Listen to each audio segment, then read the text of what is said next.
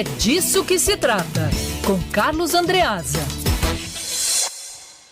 Carlos Andreasa com a gente agora também para tratar a respeito do incêndio lá no Hospital Federal de Bom Sucesso, né, Andreasa? Acidentes acontecem, mas tem coisas que não são acidentes, né, que podem ser evitadas, né, Andreasa? Boa tarde. Oi, Isabelle, Lacerda, ouvinte querido, desde muito cedo, desde o primeiro momento, no Band News Rio, primeira edição, cobertura intensa e extensa, da qual participei desde o início, e à tarde, depois do almoço com Lacerda por algum tempo, quando houve a confirmação da primeira morte. Agora são duas. Eu ouvi com profunda indignação e explodir mais cedo na rádio, o coordenador do hospital, responsável pelo hospital, dizendo que a morte que havia até então seria inevitável. E esse argumento se estende para a segunda morte, né?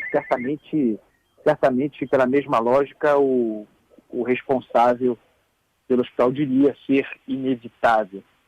Ambas idades variadas, uma aos 42 anos, jovem ainda, outra aos 83, uma idosa, ambas morrendo não por coronavírus. Elas estavam contaminadas pelo vírus, talvez em estado grave, mas não morreram por causa da doença. Ao contrário, elas foram ao hospital, elas estavam no Hospital Geral de Bom Sucesso, talvez por falta de alternativas, sem meios para um hospital melhor, talvez privado, estavam ali para enfrentar a doença, com a esperança de vencer a doença. E morreram no que se pode chamar de uma armadilha estatal, de uma armadilha do Hospital Geral de Bom Sucesso. Ninguém vai ao hospital para morrer, não eventualmente em decorrência da doença de que se trata, mas em decorrência de uma evacuação derivada de um incêndio que nada tem de acidental.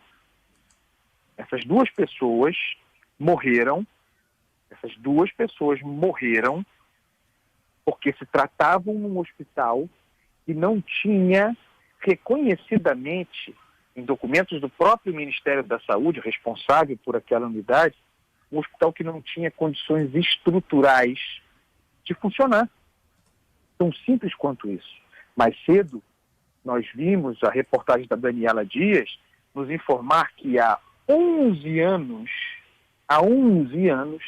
já se identificava uma situação caótica, precária, aí incluído e fundamentalmente, porque daí veio o problema, não tenhamos dúvida, uma rede elétrica insuficiente, uma rede elétrica que já há 11 anos era uma porcaria, que já há 11 anos sofria dos puxadinhos e da sobrecarga e de uma estrutura deficitária para a necessidade, que não foi mudada, apesar dos alertas ao longo desses anos, não foi reformada, mas com exigência progressivamente maior. Puxadinho atrás de puxadinho, puxadinho atrás de puxadinho. Ano passado, 2019, eu já estava nessa casa e falávamos sobre problemas estruturais no Hospital Geral de Bom Sucesso. Não é uma exclusividade desse hospital, nem é responsabilidade exclusiva do governo de turno. É geral nos hospitais públicos, federais, estaduais e municipais, e uma obra de desconstrução suprapartidária, que conta com a colaboração, com o empenho de vários governantes, inclusive do atual. Foi por essa razão que esse muito provavelmente curto aconteceu. Talvez sob a demanda de um aparelho de raio-x, talvez no circuito decorrente do acionamento de um rádio. A rede elétrica desse hospital, é sabido, não estava à altura.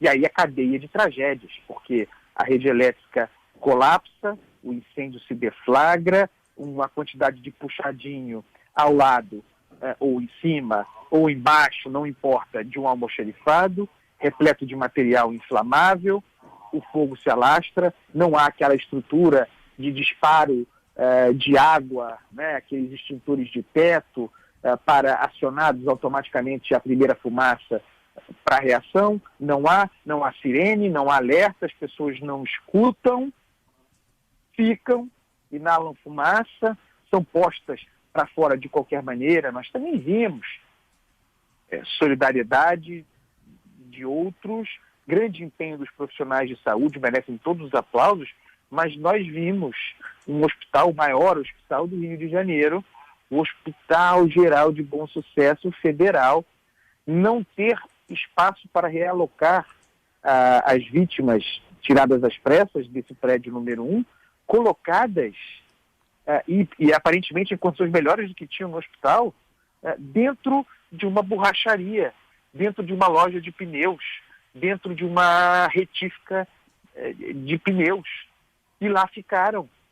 E nós vendo aquilo ali, esse absurdo, claro, grato a Rio Paiva Pneus por ter recebido as pessoas. Não se trata de desqualificar a loja, mas é uma loja de pneus, não é uma estrutura hospitalar. Mas nós vimos isso acontecer, isso nos foi transmitido, nós narrávamos hoje de amanhã esse episódio. Era um milagre que até então não tivéssemos uma vítima fatal, mas não tardou que viesse, né? Para o coordenador que ouvimos, apenas uma vítima, tivemos apenas uma vítima. Serve? Apenas 2 vítimas no universo de centenas dos que ali estavam, né? Apenas uma vítima e mortes inevitáveis.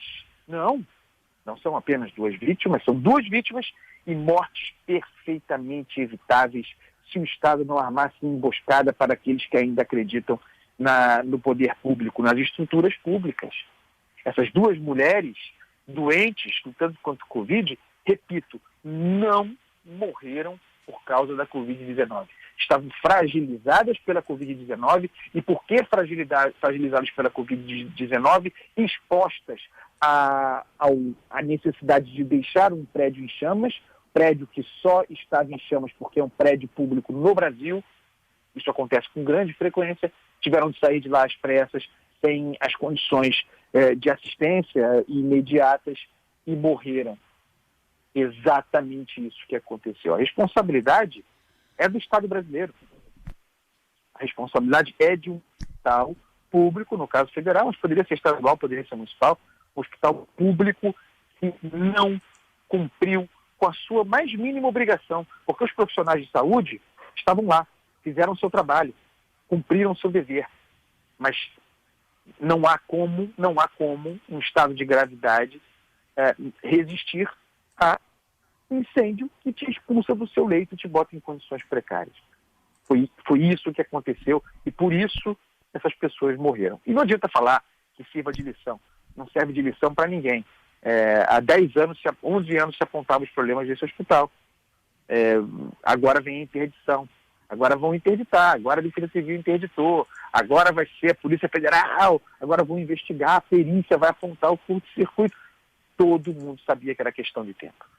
Ministério da Saúde, Andreasa, que você ao longo da programação questionava por que ninguém tinha se pronunciado, cadê o ministro da Saúde? Somente às 4h20, mais ou menos, nós recebemos uma nota lamentando, a nota diz profundamente a perda de um paciente, falava só de um morto nessa nota, mas a gente já tinha a confirmação da segunda pessoa vítima desse incêndio. E aí diz que logo nos primeiros instantes foram removidos 162 pacientes do prédio 1 para o 2, realizadas transferências para outras unidades.